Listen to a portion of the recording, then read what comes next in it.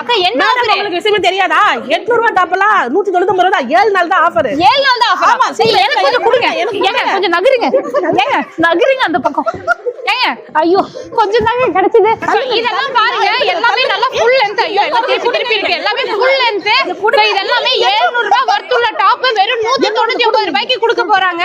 7 நாள் ஆஃபர். இது மட்டும் இல்ல. எல்லா லெந்தியான குர்தீஸ்ல வந்து பாத்தீங்கன்னா 4000 5 டாப் 1000ன்னு நிறைய வச்சிருக்காங்க. கான்செப்ட்ல வெறும் 380 ரூபாய் மட்டும் தான்.